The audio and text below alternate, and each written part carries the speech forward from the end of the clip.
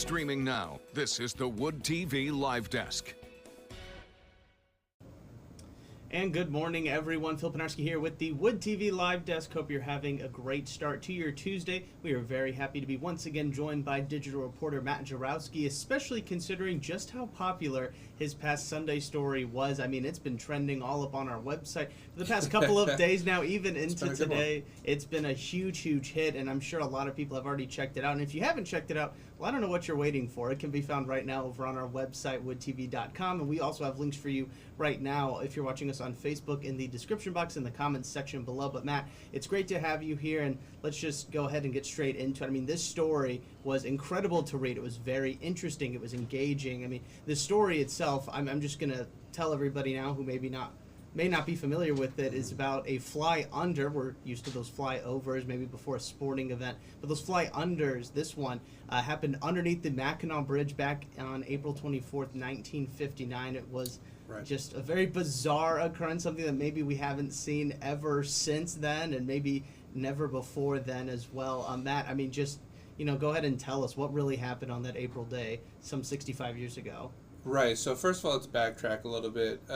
There's not a ton of information out there. There's a lot of unconfirmed reports. So basically, the nuts and bolts of what happened is Captain John Lapo from Muskegon, Michigan, was flying back from a nighttime simulated bombing run, and he kind of I like to say he gave into his desires a little bit, just kind of decided to take things a little crazy, and he flew his bomber underneath the Mackinac Bridge right in the middle of the day.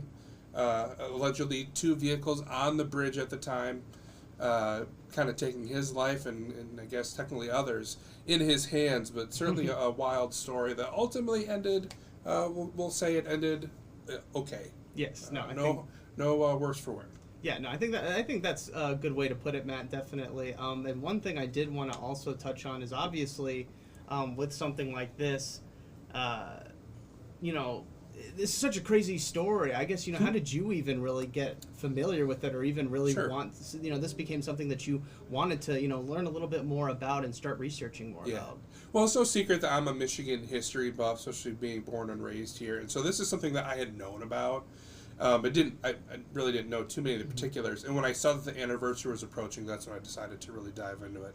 And found a lot of really interesting things. I actually didn't know that Captain Lapo was from West Michigan. He's a Muskegon native.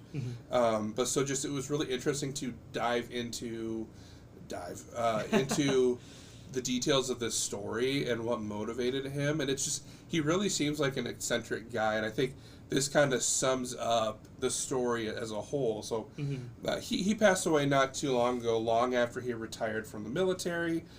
And a writer was talking to him and asked him, why did you do it? Why did you take your giant bomber, which, by the way, it's not a small plane, into this very narrow gap? And his response was, this kind of shows you the kind of guy he was. He said, why do men climb mountains? And what motivates them to go into space? It's just a sense of adventure that some men have and some don't. So like I said, he just felt that he needed to do it, and he did. Yeah, no, I think, can't really say too much about that. I've never been tempted to pull off anything Not like even that. Close. But yeah, exactly. But one thing, and obviously we want people to check out the story for themselves, because you go into a great detail about really everything that we know about this story as we, again, are approaching that anniversary. But one thing that I know when I first started reading the story is, how was he even able to do this? It's one thing for people to maybe have their own plane and take it out for a spin, I guess. It'd be kind of like driving a car. But to be able to kind of maneuver and be able to have that clearance to even get as close to Mackinac Bridge as possible. I mean, how does that whole thing kind of shake out?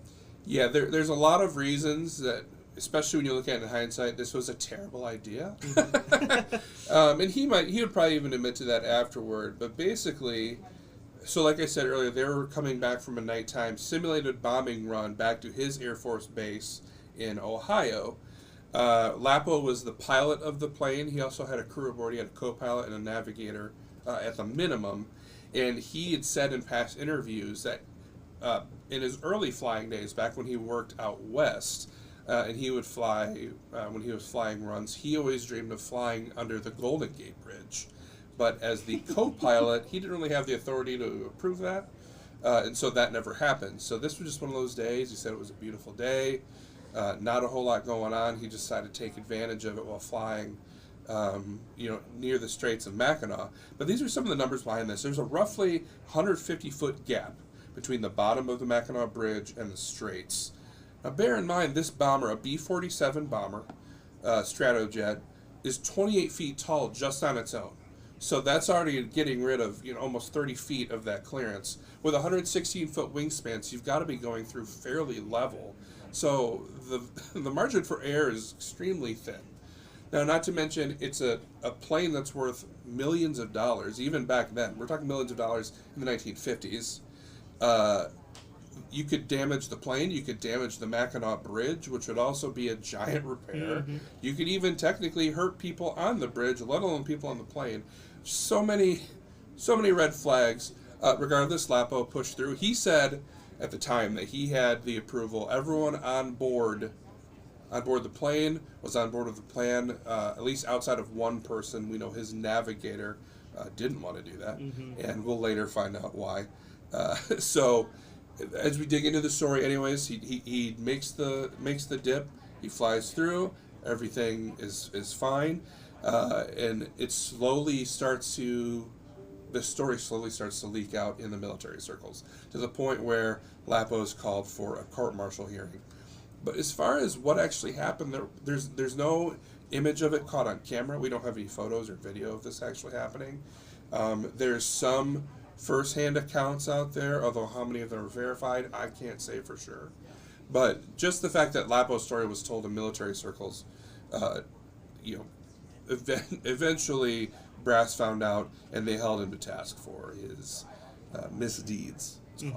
Yeah, I think that is sort of one of the saddest parts about this whole story is obviously, it's kind of fun to look back on it. I've been smiling this entire time because it is just such a ridiculous story that that happened.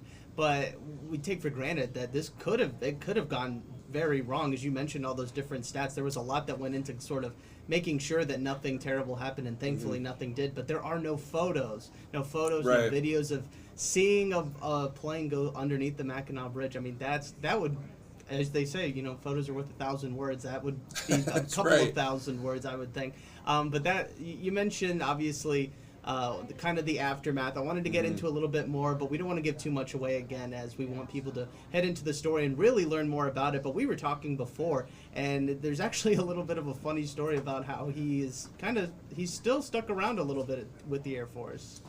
Right. It sounds kind of crazy to think about. He wasn't discharged from the Air Force for everything that happened. He, at his court-martial hearings, which was really kind of the first, at least here in Grand Rapids, that the media actually reported that this even happened. There was a couple of news reports on the east side of the state the day or two after the flight happened that this was alleged to have occurred.